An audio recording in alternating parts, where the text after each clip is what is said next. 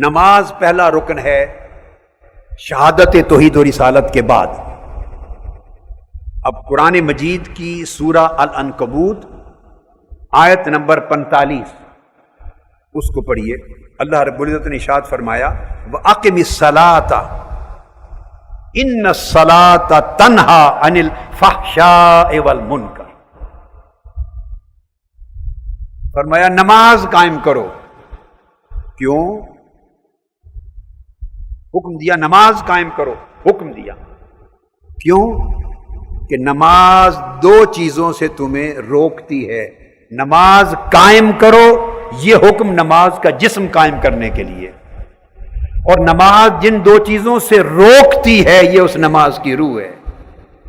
تو جو نمازی کو ان دو چیزوں سے نہ روکے وہ نماز نہیں ہے، وہ مردہ جسم ہے۔ جو ان دو چیزوں سے جو نماز نہ روکے وہ مردہ جسم ہے، وہ نماز نہیں ہے، وہ زندہ نماز نہیں ہے۔ کون سی دو چیزیں؟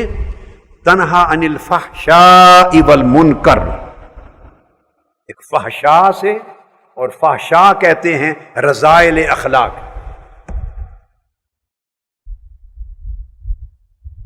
رذائل اخلاق، اور منکر سیئات اعمال۔ برے اخلاق کو فحشاء کہتے ہیں اور برے افعال کو منکر کہتے ہیں۔ اللہ رب العزت نے فرمایا کہ نماز کی خاصیت یہ ہے کہ بری خصلتوں سے اور برے اخلاق سے بھی روکتی ہے اور برے اعمال اور افعال سے بھی روکتی ہے، فحشاء سے بھی روکتی ہے اور منکرات سے بھی روکتی ہے، فواحش سے بھی روکتی ہے۔ اور فواحش سے مراد صرف ایک بدکاری کا فعل نہیں ہے۔ اگر زبان گندی ہوگی تو کہیں گے یہ فحش زبان ہے، وہ بھی فاحش میں آئے گا۔ برتاؤ گندا ہوگا، فواحش میں آئے گا۔ سوچ گندی ہوگی، فواحش میں آئے گی۔ ہر وہ کام جو نظافت، لطافت اور شرافت کے معیار پہ نہیں ہے، جو حسین اور جمیل نہیں ہے، بددہ ہے، برا ہے، ناپسندیدہ ہے، وہ عمل بے حیائی کا ہے، وہ فحشاء کے اندر آتا ہے۔ صرف ایک بدکاری کا عمل نہیں، زبان کی بدکاری، آنکھوں کی بدکاری، اخلاق کی بدکاری، گفتگو کی بدکاری، برتاؤ کی بدکاری، دل کنجوس ہے تو بدکار ہے، سارے رویے فحشاء میں آتے ہیں۔ تو نماز تمہیں برے رویوں سے روکتی ہے، اور نماز تمہیں گناہوں کے اعمال سے روکتی ہے۔ تو برے رویوں سے رکنا اور برے اعمال سے بچنا یہ نماز کی روح ہے۔ تو نماز فرض کی گئی تاکہ بندے کے اخلاق سنور جائیں اور افعال سنور جائیں۔ تو آپ نے دیکھا کہ سب سے پہلا رکن شہادت توحید و رسالت کے بعد نماز، اور نماز کی روح اخلاق کو سنوارنا۔ اور آقا علیہ السلام نے فرمایا، اللہ رب العزت نے، آقا فرماتے ہیں کہ میرے اللہ نے ارشاد فرمایا انما اتقبل الصلاۃ مما تواضع بها لعظمتی، میں اس شخص کی نماز قبول کرتا ہوں جو میری عظمت کی خاطر متواضع اور منکسر ہو جائے۔ اس کی نماز قبول کرتا ہوں جس کی نماز اس کے تکبر اور رعونت کو ختم کر دے اور اس کی طبیعت اور مزاج میں تواضع اور انکساری پیدا کر دے، اور میری مخلوق پر ظلم نہ کرے اور میری نافرمانیوں پر اصرار نہ کرے اور میری یاد کو جاری رکھے۔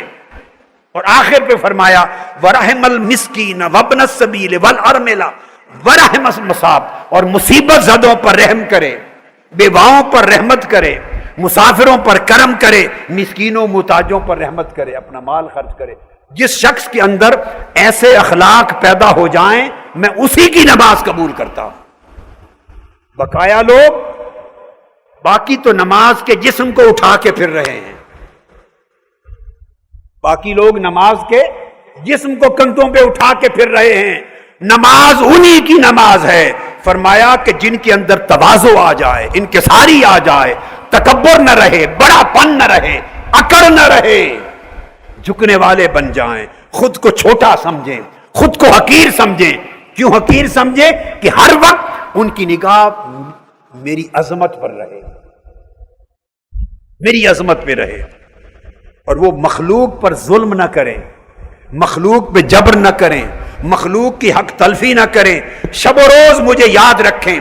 مسکین اور محتاج ہو تو اس کے لیے سراپا رحمت بنے، مسافر ہوں ان کے لیے سراپا شفقت بنے، بیواؤں اور یتیموں پر سراپا رحمت بنے، اور مصیبت زدہ کے لیے ہمیشہ سہارا بنے.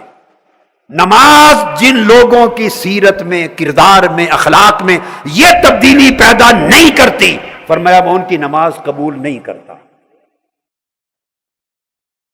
مجھے اندازہ ہے یہ حدیث پاک بہت کم لوگوں نے سنی ہوگی پہلے، یہ میرا گیس ہے، بہت کم لوگوں نے سنی ہوگی. یہ مضمون ہے. آقا علیہ السلام نے فرمایا وہ نماز کا جسم تھا، یہ نماز کی روح ہے. اب آپ نے دیکھا کہ نماز کے فرض کرنے کا مقصد بھی اخلاق سنوارنا. اللہ پاک ہمارے سجدوں کا محتاج نہیں ہے. اس کی کبریائی نے بڑھ نہیں جانا ہمارے سجدے کرنے، نماز پڑھنے اور قرات کرنے. اور آپ نماز نہ پڑھیں تو نہ اس کی کبریائی نے گھٹ جانا ہے. اسے کوئی محتاجی نہیں، بے نیاز ہے.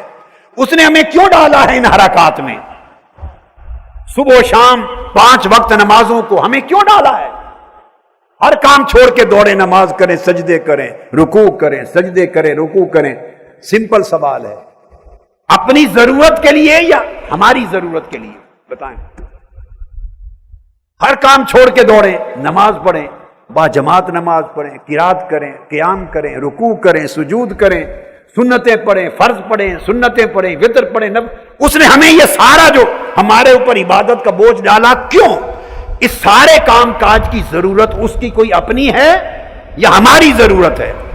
بولی اگر تو اس کی ضرورت ہے تو معاملہ اور ہو گیا، اور اس کی کوئی ضرورت نہیں، وہ غنی ہے، وہ محتاج نہیں، بے نیاز ہے. تو پھر ہماری ضرورت ہوئی نا. تو ہماری ضرورت ہے تو وہ کیا ہے؟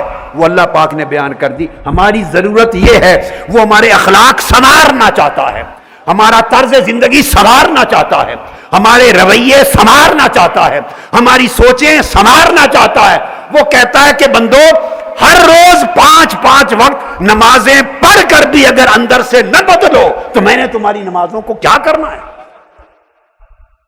میں نے تو نمازیں فرض اس لیے کی ہیں کہ تم فحشاء سے بھی بچ جاؤ اور منکرات سے بھی بچ جاؤ، تمہارے رویے بدل جائیں، تمہاری سوچوں کے انداز بدل جائیں، تمہارے طرز زندگی بدل جائیں، تمہارے شیوے بدل جائیں، تمہارے من بدل جائیں. اگر وہ من نہ بدلے تو اس تن کو رکوع سجود کی مشقتوں میں ڈالنے کی کیا ضرورت ہے؟ یہ ہے رکن نماز کا حال.